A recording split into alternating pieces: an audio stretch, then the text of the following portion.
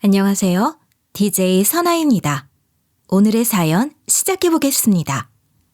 안녕하세요. 인천에 사는 30대 초반 윤서영이라고 합니다. 최근 복잡했던 일들이 정리되면서 홀가분한 마음으로 새로운 보금자리를 꾸미고 새로운 각오를 하며 저의 의지를 다지고자 글을 쓰게 되었네요. 꾸밈없이 적어 내려간 제 인생의 한 페이지를 끝까지 들어주시면 감사하겠어요. 저는 미혼모의 딸로 자랐어요. 엄마는 경상남도의 어느 소도시에서 고등학교를 졸업하고 읍내의 새마을금고에 취직했다가 새마을금고 부지점장과 사랑에 빠졌대요. 사장은 돈 많은 유부남이었는데 이른 나이에 부지점장에 승진해서 윗선에 아버지가 있다는 둥, 장인이 힘을 써줬다는 둥 여러 소문이 있었죠. 있는 집안들이 의뢰 그렇듯 집안과 정략 결혼을 한 탓에 부인에게 애정이 없었대요. 당시 유부남인 아빠는 신입사원으로 들어온 솜털이 보송보송한 엄마를 첫눈에 보고 반했지만 엄마는 유부남과는 절대로 교제하지 않는다고 선을 그었대요. 그런데 아빠는 지금의 부인과는 성격 차이로 이혼을 준비하고 있다면서 끝까지 엄마에게 구애의 손을 뻗쳤고 엄마는 아빠에게 어떻게 그 말을 믿냐며 직접 증명을 해보라고 했대요. 그런데 그 즈음 동네에 이런 소문이 돌았대요. 사장님과 사모님이 이혼을 하고 사모님이 이 동네를 떠났다고요. 아빠는 엄마에게 와서 진짜로 결혼 생활을 정리했소 라고 했고 엄마는 그런 아빠의 당당한 말과 동네에 돌고 도는 소문을 곧이곧대로 믿었다고 해요. 두 분의 연애가 시작되었죠. 물론 둘만의 비밀이었죠. 그렇게 아빠와 엄마의 사랑은 점점 더 깊어졌는데 이 모든 게 거짓말이라는 걸 엄마가 알아버린 거죠. 하루는 엄마와 새마을금고에서 함께 일하던 동료 한 분이 엄마를 가만히 부르며 조심스레 묻더래요. 부지점장이랑 비밀 연애하지. 엄마는 당황했대요. 직원들 모르게 연애를 한다고 했는데 사무실 사람들 모두가 알고 있었던 거예요. 사실 사무실 직원들은 다 알고 있어. 근데 그게 중요한 게 아니라 은숙 씨 불쌍해서 어떡해. 굳이 유부남이랑 그래야겠어? 이렇게 이쁜 나이에 꼭 그래야겠냐고. 동료가 엄마를 짠한 눈빛으로 바라보더래요. 엄마는 말했죠. 유부남이라뇨? 아니에요. 이혼남이에요. 임자 없는 남자라고요. 결혼에 실패한 사람도 있잖아요. 부지점장이랑 사모님이랑 이혼하셨대요. 사모님 떠나셨잖아요. 그랬더니 동료가 그러더래요. 은숙 씨 진짜 순진하다. 은숙 씨 정말 불쌍해. 부지점장이 은숙 씨 속인 거야. 지금이라도 안 늦었으니 벗어나라고. 엄마의 직장 동료가 지난 주말 오후 지인들과 약속이 있어서 동네 다방에 갔더래요. 그런데 하필 그곳에 아빠랑 아빠 전처가 진지한 얘기를 나누고 있더래요. 직장 동료 역시 저희 아빠가 이혼한 걸로 알고 있었는데 이미 끝난 두 사람이 이 주말에 만나서 대체 무슨 얘기를 나누는지 궁금하더래요. 그래서 두 사람의 얘기에 귀를 쫑긋 세우고 들었는데 제 아빠가 아주 놀라 자빠질 만한 소리를 본처에게 제안하더래요. 본처 보고 다시 재결합을 하자고 한 거예요.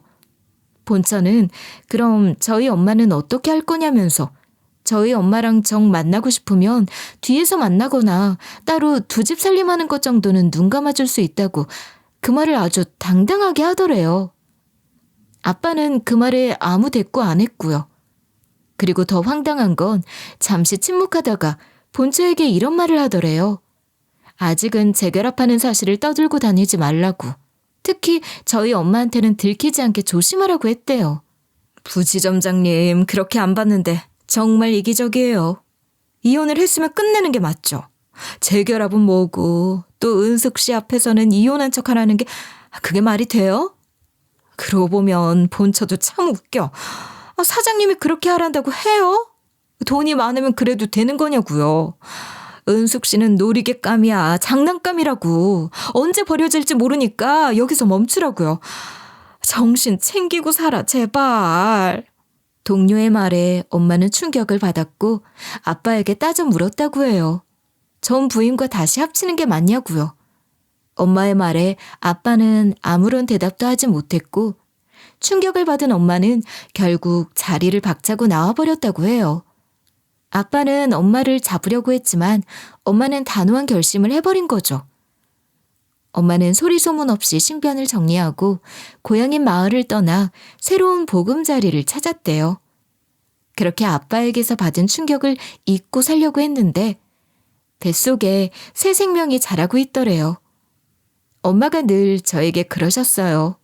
낯선 도시에서 외롭지 말라고. 네가 나한테 왔나 보다. 고맙다, 내 딸 서영아. 엄마는 자리 잡은 인천이라는 낯선 도시에서 미혼모라는 손가락질을 받으면서도 저 하나 잘 키워보겠다며 열심히 사셨대요.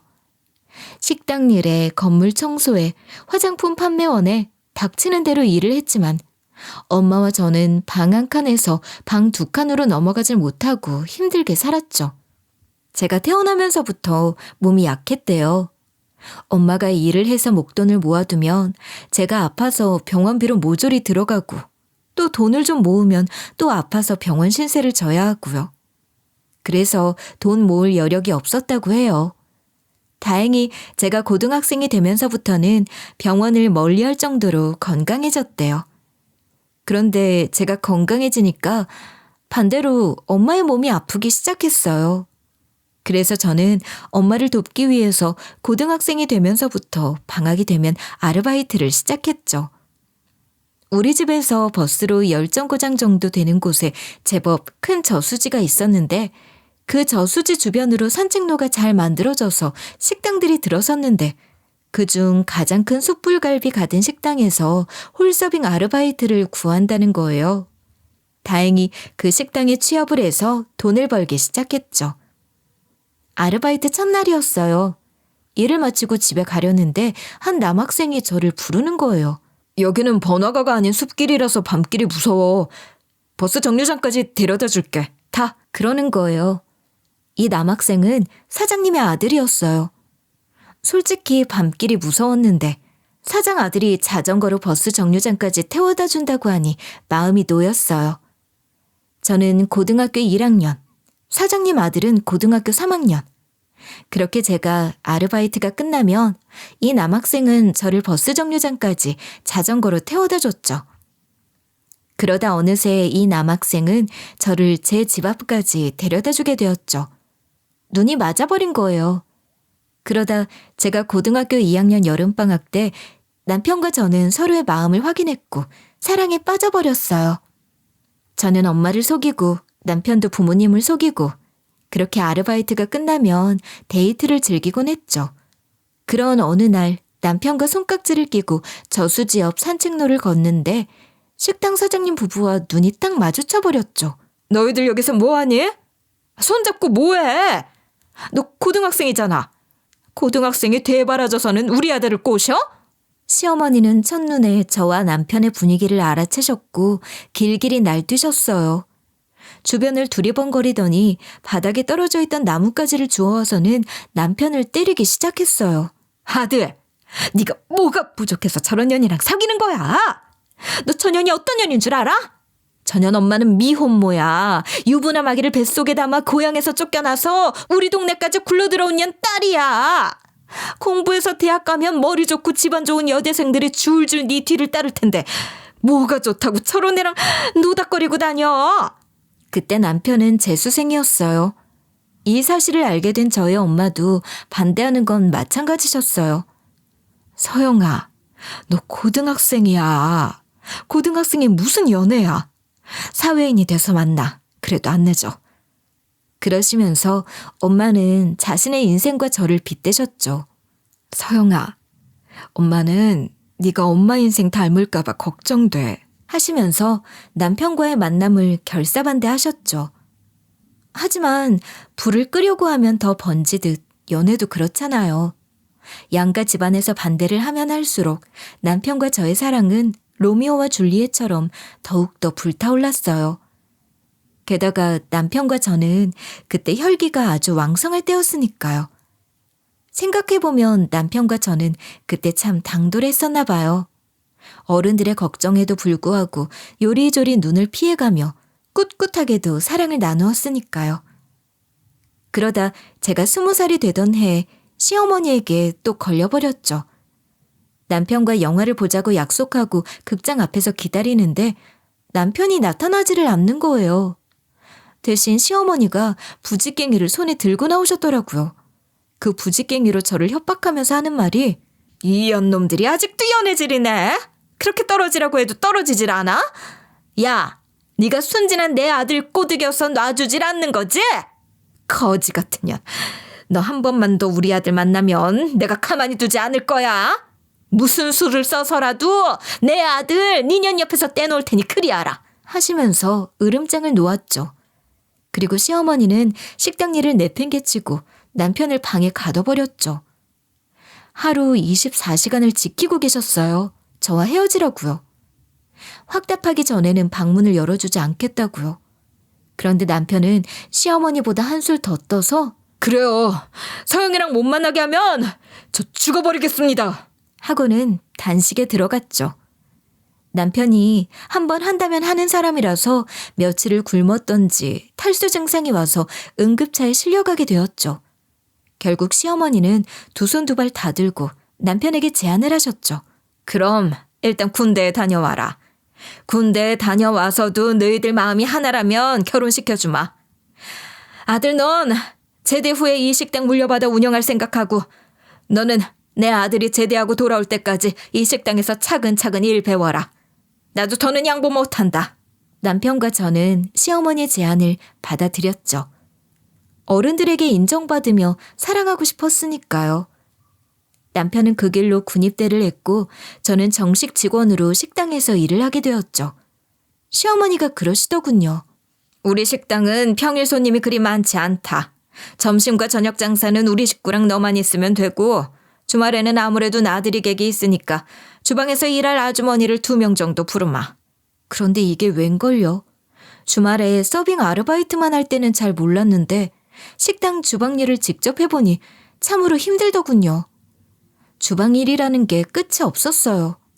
아침 9시에 출근해서 홀 청소부터 시작해서 음식 준비를 해두면 점심 식사를 하러 온 손님들이 몰려들고 손님들이 가고 나면 쌓인 설거지에 잠시 쉴 틈도 없이 또 저녁 장사 음식 준비에 설거지까지. 도저히 못하겠더군요. 그래서 진지하게 말씀드렸죠. 어머니, 저 너무 힘들어요. 일할 사람 더 뽑아주시면 안 돼요? 그랬더니 시어머니가 화를 버럭 내시는 거예요. 내가 어째서 네 어머니야? 아직은 아니다. 사장님이라고 불러. 그리고 뭐 일할 사람을 더 뽑아주라고? 너 우리 아들이랑 결혼하고 싶지 않은 모양이다. 잘 됐네. 일하기 싫으면 가거라. 안 잡는다. 이러시는 거예요. 나중에 알게 된 건데 사실 주방에서 두 분의 이모님이 일을 하셨다고 해요. 그것도 베테랑 이모님 두 분인데 그 일을 초짜인 저 혼자 했으니 얼마나 힘이 들었겠어요. 일을 힘들게 해서 제 발로 나가게 하려는 시어머니의 속셈이었던 거죠. 하루는 너무나 힘들어서 홀서빙을 하는 남편 여동생에게 도움을 요청했죠. 그랬더니 하는 말이 언니, 홀서빙은 뭐 쉬운 줄 알아요? 나도 힘들어요. 저도 바쁘다고요. 하고는 눈코 뜰 새 없는 주방 일을 전혀 도와주지 않았죠. 그렇게 점심 손님을 치르고 나면 이제 가족들이 먹을 점심 식사를 차리죠. 저도 같이 앉아서 밥을 먹으려고 하면 너 지금 어디서 밥을 먹으려는 거야? 꼴도 보기 싫다. 넌 주방에 들어가서 먹어. 하시면서 시아버지와 시어머니 그리고 시누이 3명이 둘러앉아 점심을 먹고 저는 주방 귀퉁이에 앉아 눈물을 훌쩍이며 군대에 간 남편을 그리워하며 배를 채우곤 했죠. 이건 시작에 불과했어요. 저를 더 열받게 하는 건 제 월급을 가지고 장난질하는 거였죠. 일을 시작한 지 한 달이 넘어가는데도 월급을 줄 생각을 하지 않더군요. 따져 물었죠. 왜 월급을 주지 않냐고요. 그런데 시어머니 하시는 말씀이 니까짓게 월급은 무슨 월급이야? 너 우리 아들이랑 헤어지고 싶어? 결혼 안 하고 싶어? 그러는 겁니다. 참 어이가 없어서. 이건 정말 아니죠. 전 냉정하게 선을 그었죠. 사장님, 계산은 바로 하셔야죠. 월급은 월급이고 훗날 결혼은 또 다른 문제잖아요. 라고 말씀을 드렸더니 말대꾸를 한다면서 저게 싹수가 노랗네. 어린 게 우리 아들을 후리질 않나 돈을 밝히질 않나. 너 솔직히 말해봐. 우리 아들이 이렇게 큰 식당 아들이라서 만난 거지? 돈 좀 있는 줄 알고. 여우 같은 게 돈 냄새를 기가 막히게 맡았어. 나는 너 월급 줄 생각 없다. 그럼 나가시든가. 우리 아들 만나고 싶으면 조용히 하고 일하든가. 둘 중 하나 선택해. 가만히 있을 수가 없었어요. 하루 12시간을 일하고 점심 한 끼도 제대로 못 먹는데 거기다가 월급까지 제대로 못 받는다는 건 그건 말이 안 되죠. 좋습니다. 그러면 저 노동청에 신고할 거예요. 하고 카운터의 전화기 앞으로 가서 이미 알아보고 머릿속에 외워둔 노동청 전화번호를 눌러 통화를 시작하려니까 그제야 시어머니께서는 노동청은 무서웠는지 저 여우 같은 년. 알았어. 최저시급으로 계산하면 되지? 하시면서 너 사장 잘 만난 줄 알아라. 손이 그렇게 느려 터져서 어디 가서 밥은 얻어먹겠니? 나 같은 사장이나 되니까 너 같은 애 일자리 주고 밥 먹여주고 월급 주는 줄 알아. 정말이지. 월급은 그냥 주는 것도 아니고 온갖 굳은 일은 다 시키면서 생색은. 정말 어이가 없더군요. 군대에서 고생하고 있는 남편과의 약속만 아니라면 당장 이곳을 벗어나 버리고 싶은 심정이었죠. 혼자 이곳에 남아있을 제가 어떤 대접을 받을지 불보듯 뻔한 남편은 때로는 편지를 써서 때로는 전화통화를 해서 저를 달랬어요. 우리 엄마 성미 내가 제일 잘 알지. 그래도 어쩌겠어. 자기야, 조금만 참아. 나한테 계획이 있어. 제대하면 결혼식 올리고 바로 다른 도시로 가서 살자. 나 믿지? 그렇게 저는 남편을 믿었고 남편이 제대해서 돌아올 때까지 소처럼 일을 하면서 모진 시간들을 버티고 버텼죠. 그리고 드디어 남편이 제대를 했고 약속대로 저희 커플은 결혼식을 올렸어요. 신혼여행을 다녀왔더니 저희 부부가 기다렸던 소식이 전해졌어요. 남편의 계획대로 취업에 성공을 한 거예요. 남편은 시부모님께 서울에 직장을 잡게 된 게 우연이었던 것처럼 얘기를 했죠. 엄마, 저 서울에 있는 회사에 취직했어요. 경쟁률이 5대1이나 돼서 기대도 하지 않았어요. 그냥 경험 삼아 낸 원서인데 합격이래요. 월급도 적지 않고 빨간 날 다 쉬고 복지도 좋은 회사예요. 여기 남아서 부모님 식당 일 돕고도 싶지만 이왕 합격한 거 다녀볼게요. 사회 경험 쌓고 꼭 다시 내려올게요. 시어머니의 표정이 떨떠름했죠. 그럼 네 마누라는 어떡할 건데? 그러게요, 어머니. 일단 집사람은 여기서 어머니 도와드리고요. 제가 수습기간 마치고 정직원 되면 그때 데리고 가려고요. 괜찮죠, 어머니? 모든 게 작전이었어요. 남편은 이 회사에 우연찮게 합격을 한 게 아니라 서울에 있는 회사에 20통이 넘는 이력서를 넣었죠. 그런데 딱 한 군데 이 회사에서 일을 하라고 연락이 온 거였어요. 당장 저도 함께 서울로 올라가도 되지만 너무나 짜고 치는 고스톱 같다면서 몇 달만 저더러 참고 기다리라고 했죠. 그러고는 다시는 이곳에 발도 내딛지 말자고요. 사랑하는 남편과 함께 서울에서 둘만 오순도순 살 생각을 하면서 저는 식당 일을 했죠. 이때는 고된 일이 힘들지도 않고 절로 신이 나더군요. 사실 시부모님은 남편이 취업을 하기보다는 대학을 가길 바랬죠. 그러나 남편은 어차피 공부에는 흥미가 없으니 빨리 직장을 잡고 안정적인 생활을 하고 싶다면서 취업을 선택한 거죠. 남편은 삼수까지 했었지만 썩 신통치 않았고 인서울하기도 쉽지 않은 성적이었어요. 그럼에도 불구하고 또 도전해서 괜찮은 대학에 들어가길 원하셨는데 다시 한 번 더 시부모님은 자신의 뜻대로 했다가는 또 단식 투쟁을 하면서 부모 속을 뒤집을까 봐 남편이 하는 대로 지켜볼 수밖에 없으셨던 거죠. 남편은 서울에 얻은 직장 근처에 작은 보금자리를 마련하고 하나둘 살림살이들을 채워나갔죠. 그리고 며칠 뒤면 첫 출근하는 날인데 하필 시아버지가 교통사고를 당해 돌아가시고 말았어요. 억수같이 비가 퍼붓는 날이었어요. 식당이 저수지 근처라 비가 오는 날이면 혹시라도 피해를 입을까봐 식당 주변을 세심히 살피곤 하는데 그날 하필 차량 한 대가 과속을 하며 지나가다가 시아버지를 차로 받아버린 거죠. 빨리 병원으로 모시고 갔더라면 생명에는 지장이 없으셨을 텐데 뺑소니를 당한 거죠. 식당 주변을 둘러본다고 비옷을 챙겨 입고 나간 시아버지가 한참이 지나도 들어오지 않자 시어머니가 밖을 나가봤더니 글쎄 빗물이 고인 웅덩이 속에 시아버지가 숨이 끊긴 상태로 누워 계시더래요. 시아버지의 죽음은 저도 남편도 가족 모두가 생각지도 못한 일이었어요. 슬픔 속에서 장례를 치르고 남편이 예정대로 서울로 올라갈 차비를 하는데 시어머니께서 남편을 붙잡았어요. 아들아, 미안하다. 엄마 옆에 있어다오. 네 아버지도 없는데 엄마 혼자서 어떻게 이 큰 식당을 운영하니? 큰 도시에 가서 직장 생활하는 것도 좋지만 가족끼리 오순도순 식당 운영하면서 여기 사는 것도 나쁘지 않잖니. 솔직히 말해서 대졸자들이 붐비는 서울에서 넌 대학도 나오지 않은 고졸이잖아. 고졸 출신이라고 무시당할 바엔 여기서 살자. 엄마 옆에 있어다오. 남편은 단호하게 거절했죠.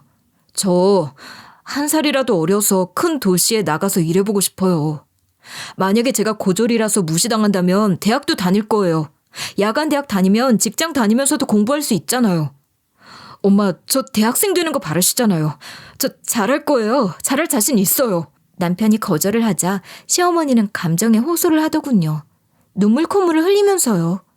이 식당 네 아빠랑 내가 어떻게 만든 줄 아니? 남의 식당 일 다니면서 아득바득 돈 모았다. 내 식당 하나 가져보려고 하루도 쉬지 않고 남들 잘 때도 일하고 먹고 싶은 거 참아가며 돈 모아 네 아빠랑 지금 이 식당 차렸다. 이 식당은 네 아빠와 내 청춘이자 인생이 담겨 있어.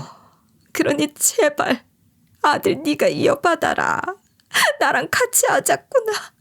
제 미래도 좀 생각해 주세요, 어머니. 예전처럼 직원 몇 명 더 써서 운영하세요. 아버지 없어도 엄마가 경험이 많으니까 잘 해내실 거예요. 하고 남편이 자리에서 일어나려고 하자 시어머니께서 협박을 해대기 시작했어요. 그래, 가거라. 너 가면 나 이 자리에서 죽어버릴란다. 혀 깨물고 팍 죽어버릴란다. 하시더군요. 평소 같으면 시어머니의 이런 협박이 통하지 않았을 텐데 시아버지가 돌아가신 상황인지라 결국 남편은 무너지고 말더군요. 그렇게 남편과 저의 계획은 실패로 돌아갔죠. 이 식당에 발이 묶이게 되었어요. 하지만 남편은 늘 저를 먼저 존중해주던 사람이라 시어머니에게 단서 하나를 붙였죠. 어머니, 제가 엄마 곁에 남는 조건으로 부탁이 있습니다. 뭔데? 월급 많이 주라고? 그런 거야? 아니요. 이 사람에게 함부로 대하지 마세요. 만약 이 사람에게 비인격적으로 대하시면 그땐 정말로 저 2번 다시 엄마 안 보고 살 거예요. 이곳을 떠날 거예요. 아셨죠? 시어머니께서는 제 존재 자체가 싫다는 표정을 온몸으로 드러낼 때가 많았지만 남편이 제 곁을 떡 버티고 있어서 그런지 예전처럼 함부로 대하지는 않으셨어요. 예전처럼 저만 혼자서 주방에 서서 밥을 먹게 하는 일도 없었어요. 또한 거지 같다는 둥, 아들 홀린 여우 같은 년이라는 둥, 그런 막말도 자제하셨죠. 하지만 가끔은 남편이 외부로 일을 보러 가거나 개인적인 약속으로 자리를 비울 때면 애둘러 저에게 밉다는 표현을 하곤 하셨어요. 내 아들이 아깝지. 애써 키워 믿지는 장사했어. 불쌍한 내 아들. 그러던 어느 날이었어요. 제가 몸살에 걸려서 끙끙 앓아누워서 일을 못 나가게 되었죠. 그렇게 하루를 푹 쉬고 이틀째 되는 날 오후가 되니까 몸이 좀 좋아지더군요. 그래서 저녁 장사 준비를 하려고 식당에 나가 일을 시작하려고 했죠. 그런데 가게에 가보니 친정엄마가 와 계시더군요. 저를 본 엄마가 걱정스레 입을 여셨어요. 식당에 있는 줄 알고 네 얼굴 잠깐 보고 가려고 들어왔는데 아파서 안 나왔다면서? 어때? 몸은 괜찮니? 병원은 다녀왔어? 제가 아프다고 하면 엄마의 걱정은 끝이 없기 때문에 말씀을 드리지 않았죠. 식사 중이었던 엄마는 테이블로 저를 끌어당겨 앉히셨어요. 순간 테이블 위를 보았는데 이상하더군요. 저희 식당은 숯불갈비니 고기를 숯불에 구워 먹고 고기를 구웠다면 불판과 그 아래 숯불이 있어야 하는데 숯불을 피웠던 흔적도 불판도 없더군요. 그리고 고기를 자세히 보니 탄 고기가 말라서 비틀어지기까지 했더라고요. 순간 촉이 왔죠. 시어머니는 손님들이 먹고 남은 고기를 모아 엄마한테 준 거였어요. 그러고도 남을 뿐이시죠. 엄마한테 이런 고기를 주다니. 가슴속에서 주먹만한 뜨거운 것이 불끈 올라오는데 시어머니가 다가와서는 생색을 내며 한다는 말이 사돈 밥 챙기는 시어머니는 저밖에 없을 거예요. 우리 고기 질이 좋죠? 비싼 고기 처음 먹어보셨을 텐데 어때요? 입안에서 살살 녹죠?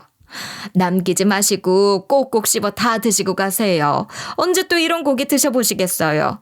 착한 우리 엄마는 이 고기가 손님들이 남긴 고기인 줄도 모르는 건지 아니면 알면서도 딸을 생각해서 모르는 척 하는 건지 고맙다고만 했습니다. 감사해요. 저한테 이렇게 비싼 고기도 대접해 주시고.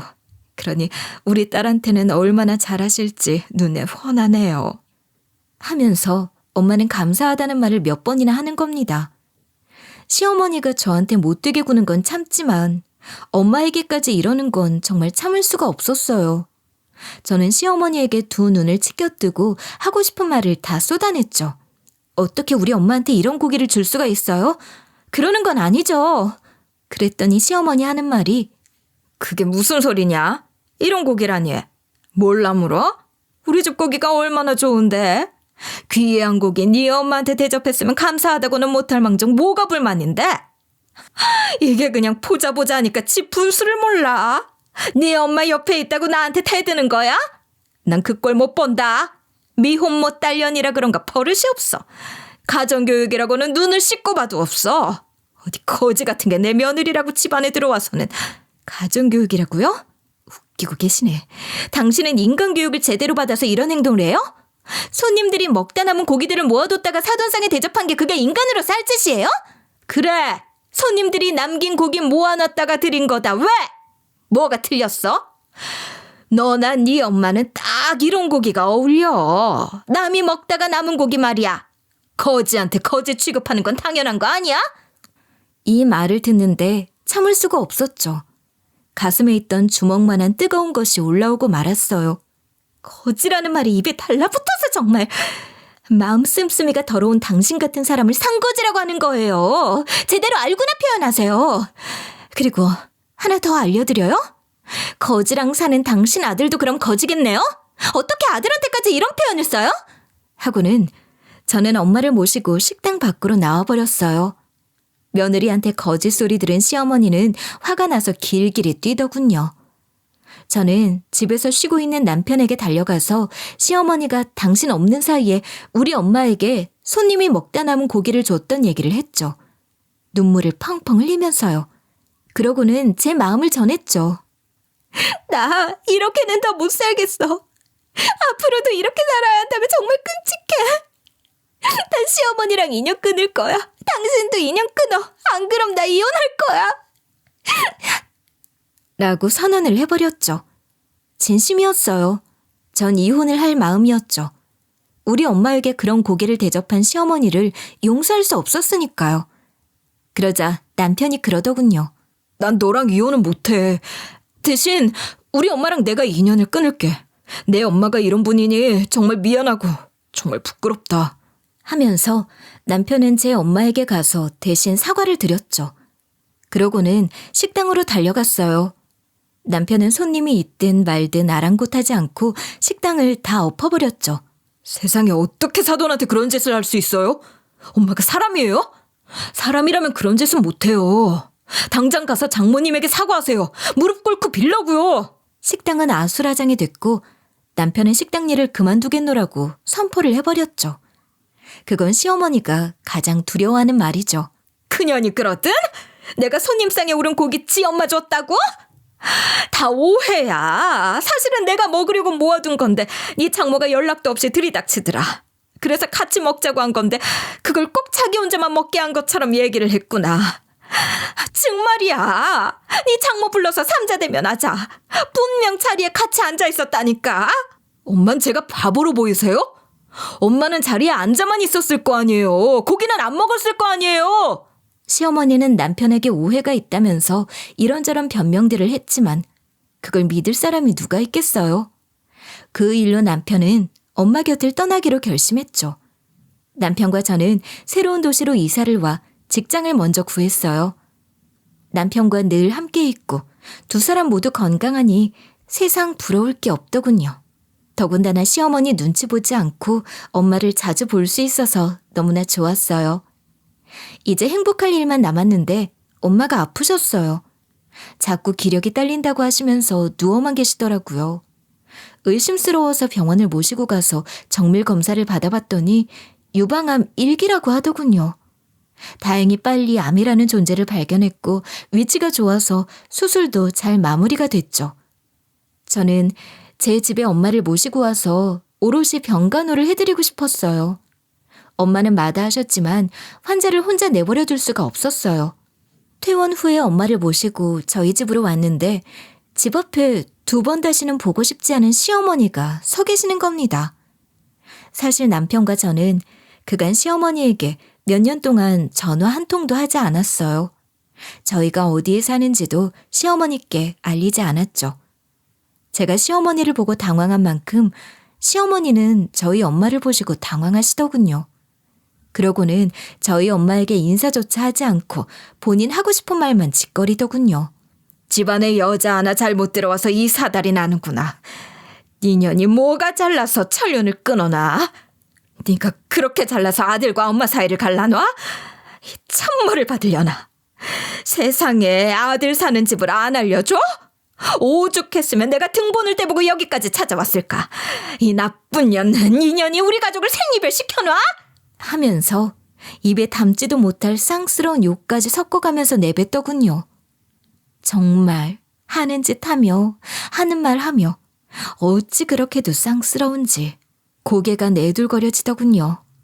저는 시어머니가 뭐라고 하든 말든 엄마를 어서 방으로 모셔서 안정을 시켜야 했기에 집으로 들어가려고 하는데 시어머니가 제가 들고 있던 큰 짐가방을 보시더군요.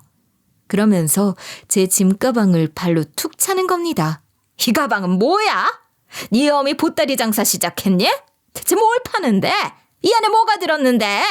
상대도 하기 싫었지만 저는 입을 열었죠. 우리 엄마가 좀 아프세요. 그래서 제 집에 모시고 병간호해드리려고요. 그랬더니 또다시 폭언이 시작되더군요. 이 거머리 같은 년들이 아주 쌍으로 우리 아들한테 달라붙어서 아주 찐을 빼는구나. 수술비도 우리 아들 돈으로 냈지? 아이고야, 이런 찐득이 같은 두 년을 내가 어떻게 해야 할까?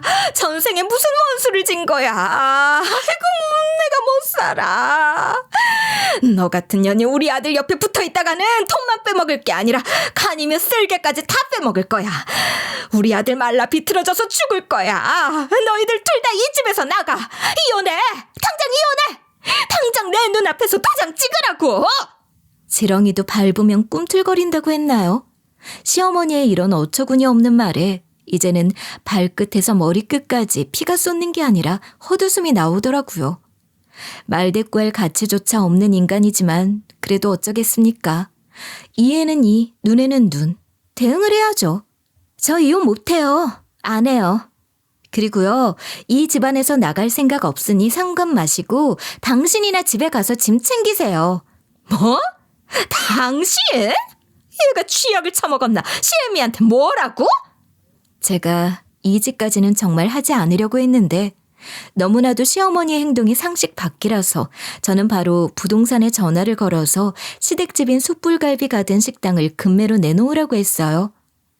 시어머니가 운영하는 숯불갈비 식당은 가정집도 딸려있는 형태라서 이 식당이 급매로 넘어간다는 것은 시어머니가 잠잘 곳도 없이 길거리에 나앉아야 하는 거나 마찬가지인 거죠. 사실 시어머니의 이 숯불갈비 가든 식당 건물은 제 명의로 되어 있어요.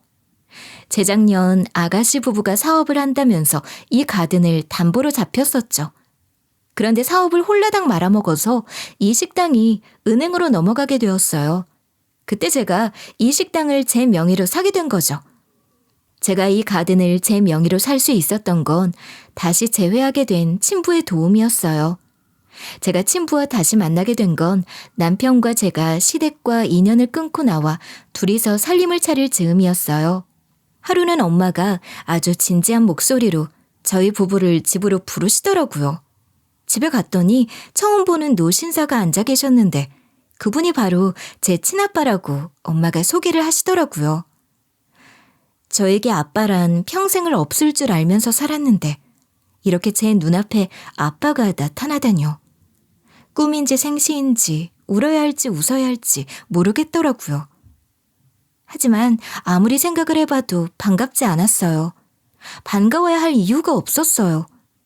냉정히 말해서 친부는 저와 엄마를 버렸던 매정한 남자잖아요. 게다가 이혼했다는 거짓말을 해놓고 저희 엄마를 내연녀 취급받게 둔 남자잖아요. 저는 제 의사를 전달했어요. 저는 아빠 없어요. 아빠 없이 잘 살아왔고 앞으로도 잘 살 거니까 친아빠 따위는 제 인생에서 필요 없어요. 저한테 아빠 대접받을 생각은 하지 마세요. 그렇게 말하고 자리에서 일어나 나가려고 일어서는데 아빠가 제 손을 잡더니 무릎을 꿇더군요. 그리고 제발 자신의 변명을 한 번만 들어달라고 애원을 하더군요. 순간 제 마음이 흔들렸어요. 아빠 없는 자식으로 살면서 사람들에게 받던 숱한 손가락질들이 제 머릿속을 지나갔어요. 한없이 원망하고 미워했던 아빠가 제 손을 잡는 순간 뿌리쳐버리는 게 맞지만 뭐라고 표현할 수 없는 마음속 무언가가 제 발을 잡아버렸어요. 움직이지 못하게요. 서영아, 내 얘기를 좀 들려주렴. 내 얘기를 듣고도 내가 나쁜 사람이라고 생각한다면 다시는 날 보지 않아도 좋다. 내 얘기를 듣고도 네 마음이 변하지 않는다면 나는 아비 될 자격이 없는 사람이니 아버지라고 부르지 않아도 좋다. 싫어요. 아빠 때문에 엄마와 제가 어떻게 살았는지 알아요? 우리 엄마요. 미혼모라는 손가락질 받으며 평생을 사셨어요. 젊은 날 긴긴 밤을 혼자 보내셨어요. 저 하나 키우려고 식당 일에 청소 일에 안 해본 일이 없어요. 불쌍한 우리 엄마 손 좀 보세요. 저 까칠한 손에 이제는 손금도 닳아 없어져 버렸다고요. 우리 엄마 인생을 망쳐놓고 이제 와서 당신 마음 편하자고 변명을 늘어놓겠다고요? 말도 안 돼요. 아빠는 여전히 무릎을 꿇고 고개를 푹 숙인 채 눈물을 쏟아내셨어요. 엄마 역시 그동안 살아온 인생이 생각나셨는지 그동안 참아왔던 눈물을 쏟으셨어요. 그렇게 아빠도 엄마도 저도 속이 후련해질 때까지 눈물을 흘렸죠. 시간이 흘렀고 엄마도 저도 이성을 되찾은 뒤 아빠의 얘기를 듣기 시작했어요. 아빠의 본처는 지나치게 사치스럽고 탐욕적인 여자였으며 상황에 따라서는 거짓말도 서슴지 않는 그런 여자였다고 해요. 소비가 어찌나 심했는지 아빠가 돈줄을 막아버렸대요. 그랬더니 아빠의 이름을 팔고 다니면서 돈을 빌려 쓰며 살았더래요. 아빠는 엄마를 만나기 전부터 이혼을 하기로 결심을 했었고 이혼 과정 중에 신입사원으로 들어온 엄마를 보고 첫눈에 반했대요. 친부는 엄마에게 이혼남이라는 자신의 처지를 다 얘기했대요. 엄마는 그런 친부의 처지를 받아들였고 엄마와의 사랑의 결실을 맺으려는 순간 인생이 꼬여버린 거래요. 이혼 서류에 도장을 찍고 본처를 내쫓았는데 2달 뒤 본처가 아빠를 찾아왔더래요. 아이를 임신했다면서요. 아빠는 고민에 빠질 수밖에 없었죠. 태어날 아이의 미래 때문이죠. 결국 뱃속의 아이 때문에 아빠는 본처와 살림을 합쳐야만 했지만 엄마와의 사랑도 포기할 수 없었기 때문에 고뇌에 빠졌어요. 그 얘기를 당시 엄마와 함께 일하던 동료 직원이 엿듣고는 엄마에게 이야기를 한 거였죠. 엄마는 그 얘기를 듣자마자 아빠한테 따지러 갔대요. 어떻게 그럴 수가 있어요? 이혼했다면서요. 근데 다시 부인과 합친다니요? 설마 2집 살림할 생각이었어요? 그게 말이 돼요? 아빠는 엄마에게 너무나도 미안하고 당황스러워서 그 자리에서는 당시 상황을 설명하지 못했대요. 그리고 어느 정도 마음의 준비가 된 뒤에 엄마에게 모든 얘기를 하려고 집으로 찾아갔는데 이미 엄마는 떠나고 없더래요. 이미 엄마의 모습은 어디에서도 찾을 수가 없었다고 해요. 지금이야 사람 찾는 게 쉽지만 당시에는 그런 일이 힘들었다고 해요. 나는 당신이 날 믿어줄 거라 믿었어. 기다려줄 거라 믿었는데 그렇게 사라질 줄은 꿈에도 몰랐어. 그리고 뱃속에 내 아이가 있을 거라고는 생각도 못했어. 당신이 사라져버려서 나는 거의 폐인으로 살았어. 이 모든 사실을 할머니가 알게 되고 친부를 호되게 야단쳤다고 해요. 이 얼빠진 놈아. 본처에게 잘해야지. 어디서 사무실 여직원하고 바람이 나서 정신을 빼고 다니는 거야. 네 마누라 배가 남산만하게 불러오르는데 잠시 만난 여자 생각에 제할 일을 못해? 새말금고 일이 어디 장난이 드냐? 정신 똑바로 차리며 살지 못해? 본처의 임신으로 어쩔 수 없이 아빠는 다시 가정을 이룰 수밖에 없었다고 해요. 그런데 참으로 이상하게도 아이가 태어나 한 해, 두 해 자라는데 의심이 들기 시작하더래요. 외모가 닮지 않은 것은 물론 왠지 내 아이가 아닐 것 같다는 의심. 아이에게 정이 가질 않더래요. 그러던 어느 날 우연히 아이의 혈액형을 알게 됐는데 아빠와 본처 사이에서는 나올 수 없는 혈액형이더랍니다. 아빠는 본처 몰래 유전자 검사를 했는데 아빠의 느낌이 맞았대요. 그 여자한테 속았어. 그 여자 때문에 내 인생이 꼬여버렸어. 그 여자 때문에 내가 진심으로 사랑하는 여자를 놓쳤다고. 하면서 친부는 자책하게 되었대요.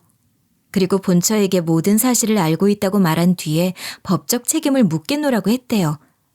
그랬더니 본처 하는 얘기가 미안해요, 여보. 당신이 그 어린 여자에게 빠졌을 때 나도 한 남자를 만나고 있었어요. 뱃속에 그 남자의 아이가 생겼고요. 그래서 당신과의 이혼도 미련 없이 선뜻 하겠다고 한 거였어요. 이혼을 하고 그 남자에게 갔죠. 그리고 임신 사실을 말했죠. 근데 그 남자가 절 모르는 척합디다. 혼자서 아이를 낳고 살 용기가 없었어요. 아빠 없이 혼자 키우는 게 너무 두려웠으니 당신에게 붙을 수밖에. 뱃속의 아이가 당신 아이라고 재결합을 하자며 매달렸던 거예요. 그리고 당신한테 그 여자를 뒤에서 만나고 다녀도 된다. 두 집 살림해도 된다고 제안한 건 일말의 죄책감 때문이었어요. 이렇게 친자식이 아니라는 사실을 알게 된 뒤에 아빠는 다시 본처와의 이혼 소송을 시작했고 마침내 결혼 생활을 정리하게 된 거죠. 그 후로 아빠는 본격적으로 엄마를 찾아다녔다고 해요. 하지만 쉽지가 않았다고 합니다. 그러다 돈을 주면 사람을 찾아준다는 사설 기관을 알게 되어 엄마의 소재를 파악해달라고 부탁을 했다고 해요. 그래서 엄마의 주소를 알게 되었대요. 이 얘기 다 진짜야. 하나의 거짓도 없다. 이 영화와도 같은 이야기에 벙쪄있던 저에게 아빠가 그러더군요. 이혼 소송을 했던 법정 기록이 다 있으니 원한다면 얼마든지 그 기록을 보여줄 수 있다며 자신의 결백을 믿어달라고요. 저는 아빠의 진심을 느꼈고 그 진심을 받아들이기로 했죠. 아빠는 그간 고생을 한 엄마와 저에게 금전적으로 보답을 해주고 싶다는 얘기를 입이 닳도록 하셨죠. 하지만 저는 남편과 제가 힘을 합치면 얼마든지 잘 살 수 있다고, 금전적인 도움은 싫다고 손사래를 쳤죠. 그 즈음이었어요. 시어머니의 연락이 빗발쳤어요. 아가씨 부부가 사업에 실패해서 식당이 날아가게 생겼다고요. 돈이 없으니 도와달라고요. 식당만큼은 지키게 해달라고요. 식당에서 일할 때 나한테 받아간 월급이 얼만데 돈이 없다는 거야. 어려울 때 가족이 돕고 사는 거야. 있는 돈 좀 보내라. 남편과 제가 돈이 없다고 하자 시어머니는 매일 장문의 문자를 남편에게 보내왔어요. 남편과 저는 시어머니의 문자 내용만 확인할 뿐 답장은 하지 않았어요.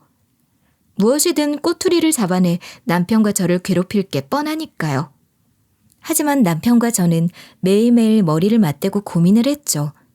시어머니와 아가씨의 행동은 밉지만 그래도 이 숯불갈비 가든 식당은 시아버지와 시어머니의 청춘과 땀방울이 고스란히 배어있는 곳이니까요. 남편과 저는 고민 끝에 친부에게 부탁을 드렸죠. 시어머니의 식당을 친부의 이름으로 사달라고요. 친부는 저희 부부의 사연을 묻지도 않고 바로 저희의 부탁을 들어주었죠. 남편은 시어머니에게 전화를 해서 자신이 식당 문제를 해결했노라고 큰 소리를 쳤어요. 시어머니는 믿을 수 없다는 듯 되물었죠. 아니, 돈도 없다면서 네가 무슨 수로 해결을 했다는 거야? 정말 믿어도 되는 거야? 제가 아시는 돈 많은 어떤 분이 건물 하나를 사서 세를 받고 싶다고 하시더라고요. 그분께 엄마 사정을 얘기했더니 좋다 하시면서 바로 저희 식당을 매매하셨어요. 그리고 당분간은 엄마한테 장사를 계속하라고 하네요. 대신 월세는 드려야 합니다. 그 돈은 엄마가 다달이 장사해서 내세요. 아셨죠? 그래? 이 식당에서 안 쫓겨나는 것만으로도 고맙다. 다달이 월세 내야지. 이렇게 고마운 분이 어딨어. 세상에, 꼭 고맙다고 전해라. 너도 알다시피 이 식당이 어떤 식당이니. 곳곳에 네 아빠와 내 노력이 숨어있는 것 아니냐. 하늘에 무너져도 솟아날 구멍이 있다더니 하늘에 있는 네 아버지가 도왔나 보다. 아들아, 고맙다. 시어머니를 속이기 위해 저희는 담보로 잡힌 이 식당을 친부의 명의로 구입한 뒤에 적당한 시간이 흐른 뒤 제 명의로 이름을 바꿔놨죠. 못된 시어머니 밑에 있다 보니 머리가 못된 쪽으로 발달을 하더군요. 시어머니의 심장과도 같은 이 건물을 제 이름으로 사두면 언젠가는 시어머니와 아가씨 앞에서 큰 소리 칠 때가 오겠다 싶었는데 정말로 이 순간이 오네요. 지금이 바로 그때인가 봅니다. 이젠 시댁과 정말로 인연을 끊어야 할 시간이에요. 세상 하나뿐인 엄마가 암수술 하셔서 하나뿐인 자식이 내 집에서 모시겠다는데 그걸 이해해주지 못하고 남편과 헤어지라며 이혼 운운하는 매정한 시어머니. 저는 시어머니에게 이 모든 사실을 알렸죠. 저에게 못되게 구는 시어머니라도 남편을 낳아준 어머니가 자신의 심장과도 같이 생각하는 식당이기에 이 건물을 매입했고 생색내고 싶지도 않아서 말도 하지 않고 그대로 장사하시라고 했는데 이렇게 저한테 함부로 하시면 전 더 이상 이 건물을 가지고 갈 필요가 없죠. 파는 게 당연한 거죠. 시어머니는 그제야 앞뒤 모든 사정을 알게 되었고 제 앞에서 무릎을 꿇고 싹싹 비셨지만 제 마음은 이제 바늘구멍만큼도 미련이 남지 않았죠. 당장 내 집에서 나가세요. 난 당신 사정 모르겠으니까 빨리 내 집에서 나가라고요. 거지같이 구걸하지 마시고요. 시어머니는 자신의 머리를 바닥에 쾅쾅 박으면서 한 번만 살려달라고 외치더군요. 미안하다, 소영아. 미안해. 이제 다시는 안 그러마. 내가 그동안 미쳤었나 보다. 너 같은 며느리에게 내가 왜 그런 몹쓸 짓을 했을까. 다시는 안 그럴 테니 제발 이 식당에서 제발 장사만 계속할 수 있게 해다오. 제발. 남편과 저는 고민 끝에 딱 한 번만 더 기회를 드리기로 했죠. 이 건물을 팔지 않을 테니 대신 저와 제 엄마에게 다시는 함부로 대하지 말라고요. 그리고 우리 부부 일에 참견하지 말라고요. 시어머니의 눈과 코에서 눈물과 콧물이 범벅이 되어 흐르더군요. 이 식당이 뭐라고. 시어머니는 저에게 싹싹 빌더군요. 제발 이 식당을 떠나지 않게만 해달라고요. 이렇게 시어머니의 약점을 잡은 저와 남편은 이제 편안하게 살고 있어요. 시어머니와 저의 부부는 의절 수준으로 거의 왕래가 없어요. 시어머니는 저에게 연락해서 예전처럼 막대하고 싶겠지만 제가 건물을 팔아버릴까봐 눈치를 보면서 거의 연락을 하지 않고 있죠. 남편과 저는 행복한 삶을 꾸려나가고 있습니다. 엄마는 건강이 많이 좋아지셨고 아빠와 함께 행복한 시간들을 보내고 계시죠. 아빠가 엄마에게 늘 그러세요. 당신 건강하게 오래오래 살아야 해. 그간 못해준 내 사랑 다 받아야 하니까. 그런 아빠와 엄마를 볼 때면 제 마음이 얼마나 흐뭇한지 모릅니다. 남편이 제게 그래요. 아버님처럼 당신을 평생 사랑할 거야 라고요. 저희 부부는 조만간 아이도 가질 생각이랍니다. 예쁜 아이를 낳아서 건강하고 행복하게 키울 생각이에요. 어릴 적 저는 그런 생각을 자주 했었어요. 난 왜 아빠가 없을까? 엄마와 나는 왜 이리도 가난할까?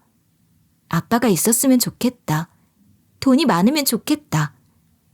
저의 이런 생각들이 현실이 되었어요. 아빠가 그것도 돈 많은 아빠가 생겼잖아요. 지금까지 제 사연 들어주신 여러분 감사합니다.